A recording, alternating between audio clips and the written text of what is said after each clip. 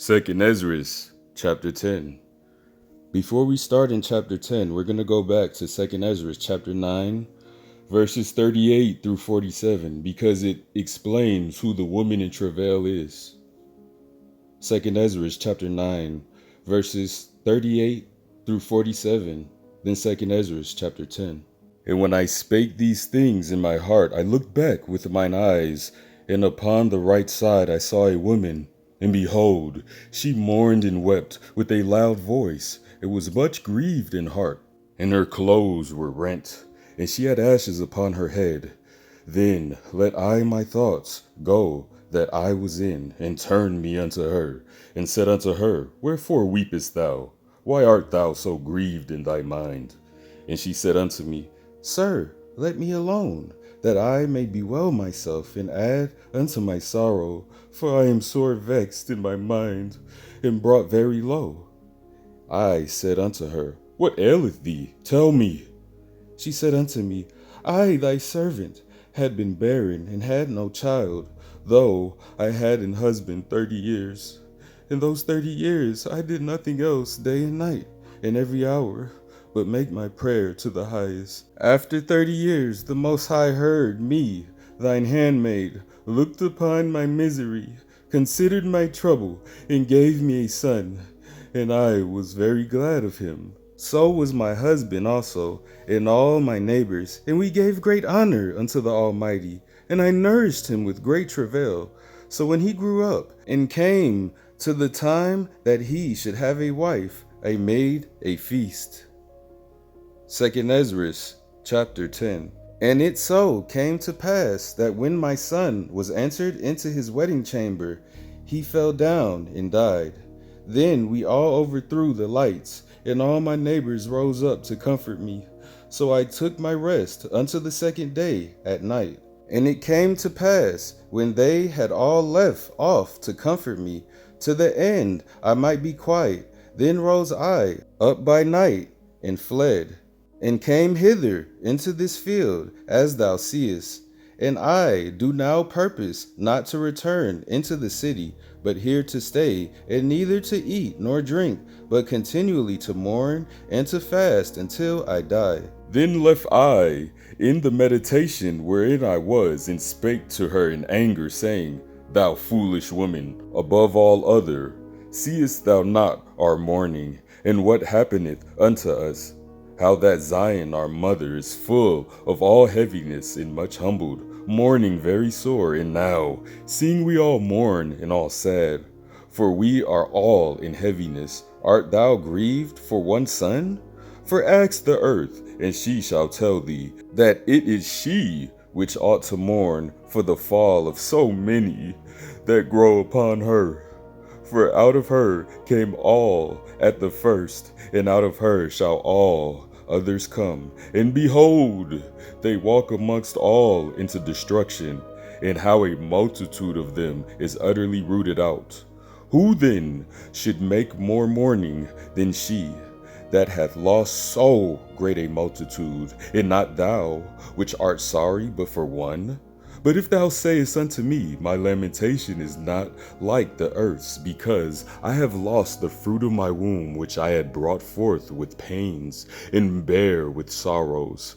But the earth not so, for the multitude present in it according to the course of the earth is gone as it came. Then say I unto thee, like as thou hast brought forth with labor, even so the earth also hath given her fruit, namely men, ever since the beginning unto him that made her. Now therefore keep thy sorrow to thyself, and bear with a good courage that which hath befallen thee. For if thou shalt acknowledge the determination of the Most High to be just, thou shalt both receive thy son in time, and shalt be commended among women. Go thy way then into the city to thine husband. And she said unto me, That will I not do. I will not go into the city, but here will I die. So I proceeded to speak further unto her, and said, Do not so, but be counseled by me. For how many are the adversities of Zion? Be confronted in regard of the sorrow of Jerusalem. For thou seest that our sanctuary is laid waste, our altar broke down, our temple destroyed, our psaltery is laid on the ground. Our song is put to silence, our rejoicing is at an end. The light of our candlestick is put out.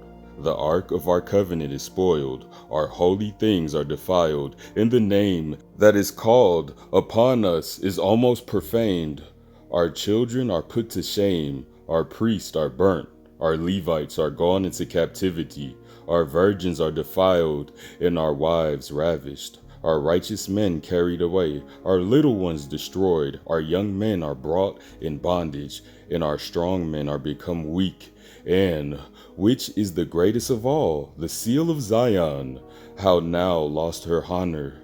For she is delivered into the hands of them that hate us, and therefore shake off thy great heaviness, and put away the multitude of sorrows, that the majesty might be merciful unto thee again, and the highest shall give thee rest and ease from thy labor. And it came to pass, while I was talking with her, behold, her face upon a sudden shined exceedingly, and her countenance glistened, so that I was afraid of her, and mused what it might be. And behold, suddenly she made a great cry, very fearful, so that the earth shook at the noise of the woman. And I looked, and behold, the woman appeared unto me no more, but there was a city builded, and a large place showed itself from the foundations. Then was I afraid, and cried with a loud voice, and said, Where is Uriel, the angel, who came unto me at the first? For he hath caused me to fall into many trances, and mine end is turned into corruption, and my prayer to rebuke. And as I was speaking these words, behold, he came unto me, and looked upon me, and lo, I lay as one that had been dead, and mine understanding was taken from me. And he took me by the right hand, and confronted me, and set me upon my feet, and said unto me, What aileth thee? And why art thou so disquieted? And why is thine understanding troubled, and the thoughts of thine heart?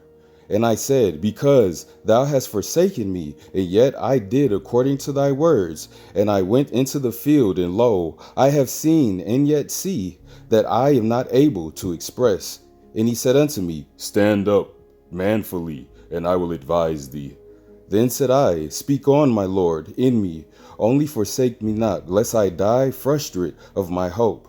For I have seen that I knew not, and hear that I do not know. Or is my sense deceived, or my soul in a dream? Now therefore I beseech thee, that thou wilt show thy servant of this vision. He answered me then and said, Hear me, and I shall inform thee, and tell thee wherefore thou art afraid. For the highest will reveal many secret things unto thee.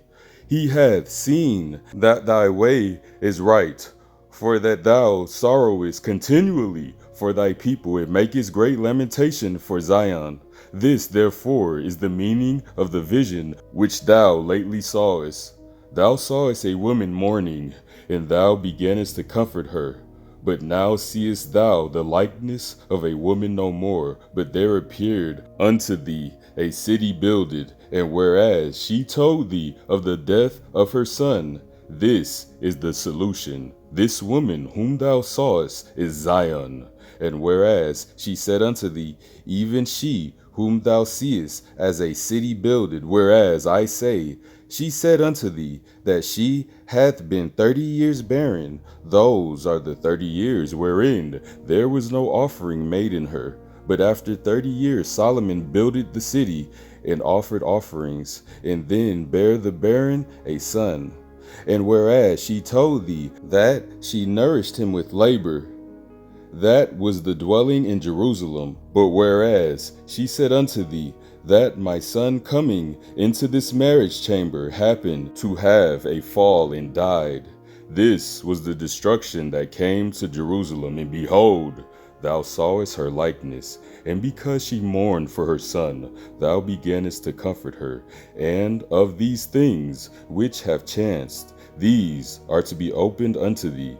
I, or now the Most High, seeth that thou art grieved unfeignedly, and sufferest from the whole heart for her. So hath he showed thee the brightness of her glory, and the comeliness of her beauty. And therefore I bade thee remain in the field where no house was builded, for I knew that the highest would show this unto thee. Therefore I commanded thee to go into the field where no foundation of any building was, for in the place wherein the highest beginneth to show his city, there can no man's building be able to stand. And therefore fear not, let not thine heart be affrighted, but go thy way in, and see the beauty and greatness of the building, as much as thine eyes be able to see. And then shalt thou hear as much as thine ears may comprehend. For thou art blessed above many other, and art called with the highest, and so are but few. But tomorrow at night thou shalt remain here, and so shall the highest show thee visions of the high things which the Most High will do unto them that dwell upon earth in the last days. So I slept that night, and another, like as he commanded me. All praise to the power of the Son of Man, Abraham, Isaac, and Israel, and the Holy Spirit. Father, I am that I am, and his only begotten Son, the Son of Man, to finally come and save the small remnant of the lost sheep of the house of Israel when he cracks open that sky in all his beauty and all his bronze skin. Well, we figured out who that woman was. That woman was actually Zion, you know what I'm saying, in all her beauty and all her glory. All praise, Israel. Keep your head up and your faith strong in spiritual Jacob's trouble. Shalom.